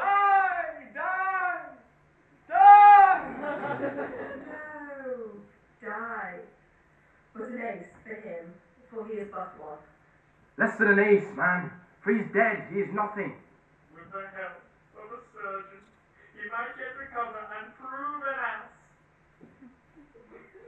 Sunshine is gone before Thisbe comes back and finds her lover. She will find him by starlight. Here she comes, and her passion ends the play. Methinks she should not use a long one for such a paramount. I hope she will be brave. The balance which Pyramus, which Thisbe is the better. He for a man, God warrant us. She for a woman, God bless us. Yet spied him already with her sweet eyes. And thus she means, Adelphi.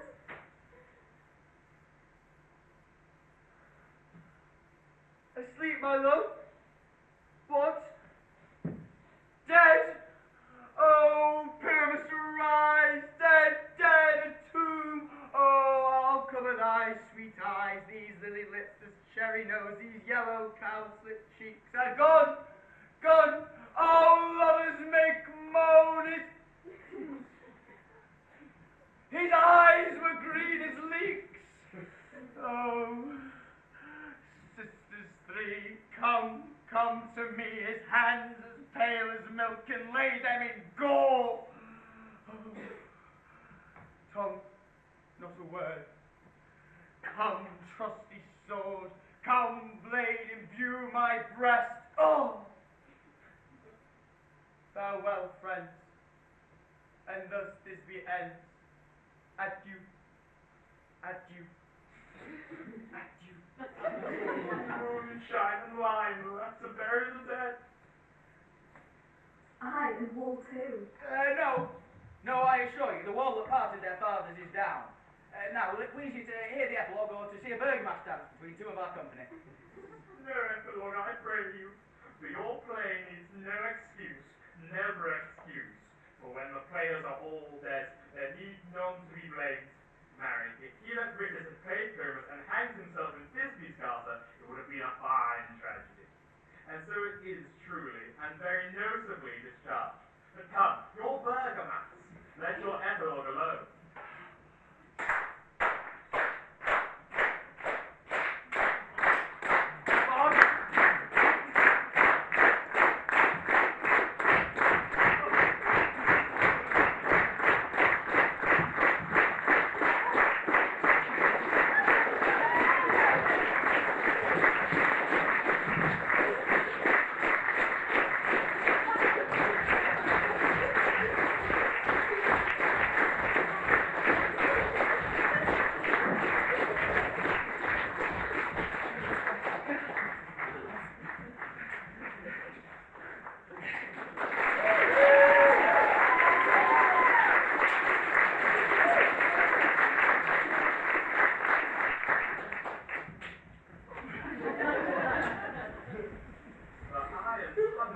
I have told 12 lovers to bed. 'Tis almost fairy time.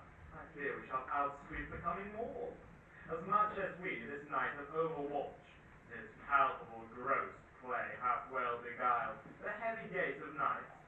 Sweet friends, to bed. A fortnight hold we this solemnity in nightly revels and new jollity.